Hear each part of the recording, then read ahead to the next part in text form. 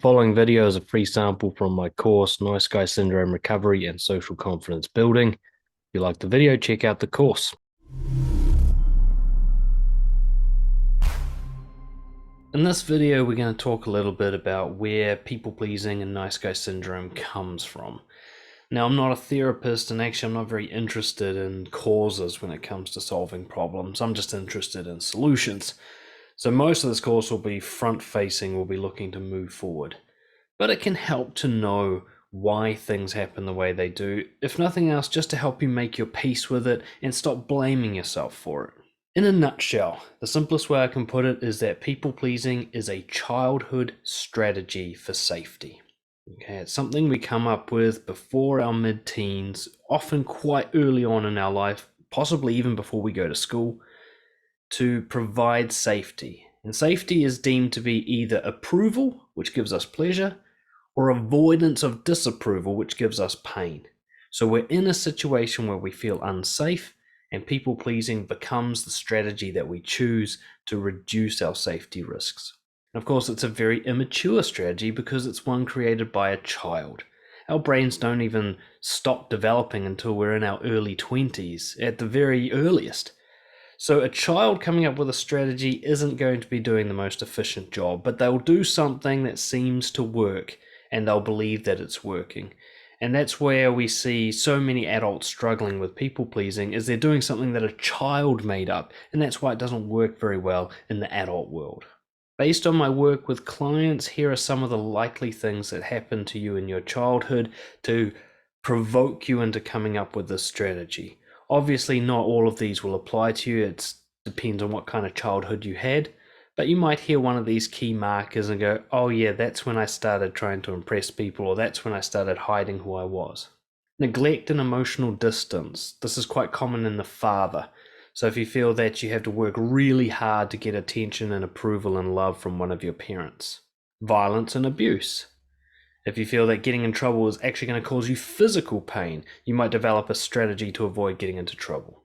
Something called emotional enmeshment, also known as emotional incest. This is more common with the mother, in which you're smothered with love, where you're treated more like a partner than a child, and you develop a strategy to try to keep someone at a distance. Helicopter parenting. Certainly my younger clients describe this as being the likely cause more than my older clients.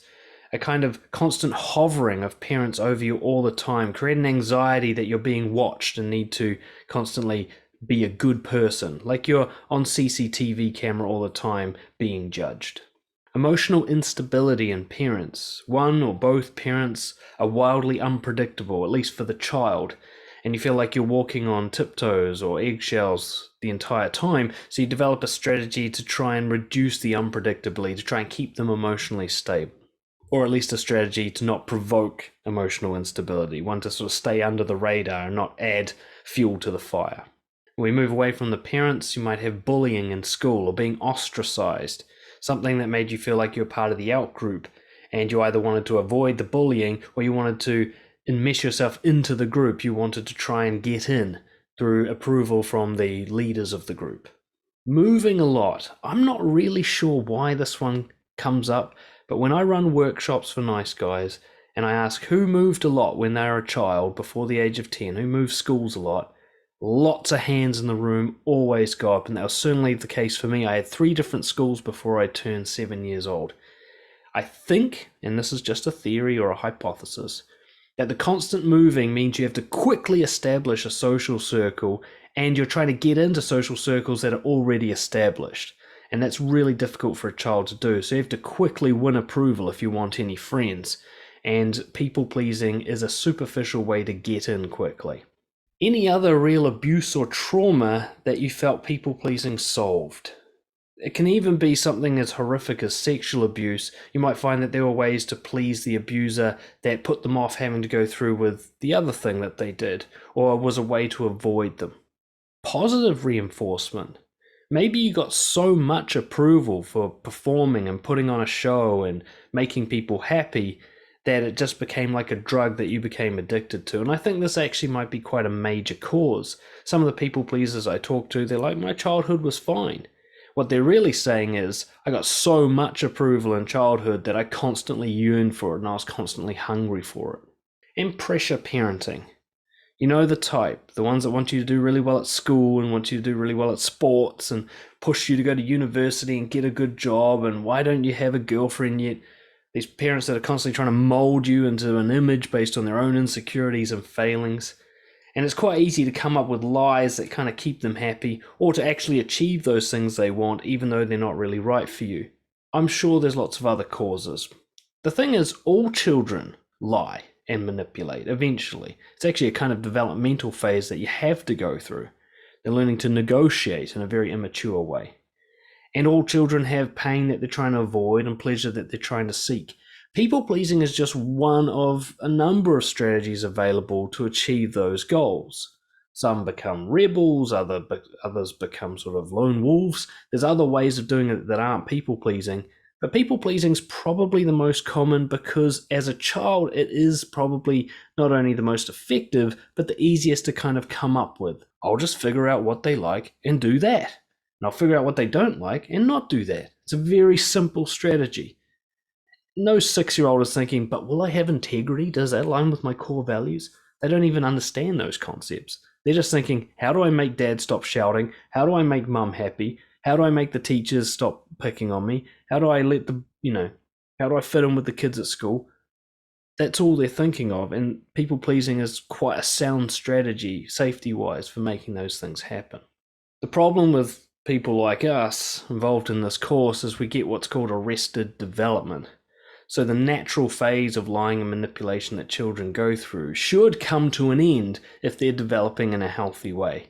When they get past high school, they should start to realize, okay, now I can be genuine and authentic because the world's a different place.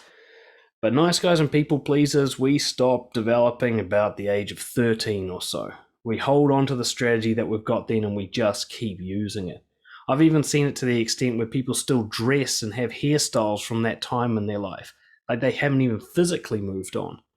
But in general, people pleasers, their development stops when the strategy seems to be working and they just keep it, even though A, it wasn't really working that well, and B, it starts to work less and less as time goes on, and by the time you get into adulthood, it basically doesn't work at all in terms of achieving the goal of a high quality of life, of enjoying yourself, of good relationships, all that kind of stuff. Why do we stick with it? Because it seemed to work. It does get approval, and it does seem to reduce the amount of disapproval you get, and sometimes it does both quite well. It makes the people laugh, and it makes the teachers proud of you, and it makes your parents talk to you like you're a human being, and it makes the bullies leave you alone because you're the funny kid, and whatever it does, it seems to work.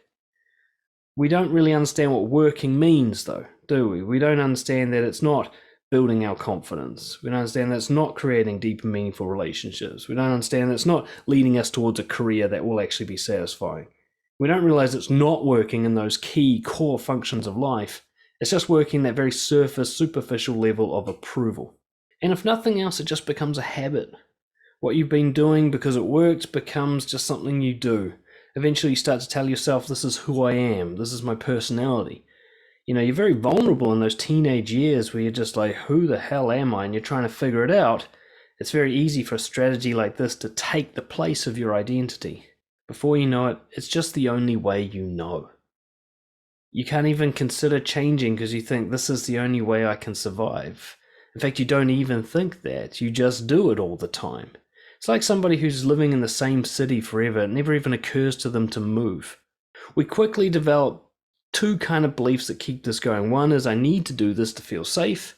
And two, it's bad to not do this and it's good to do it.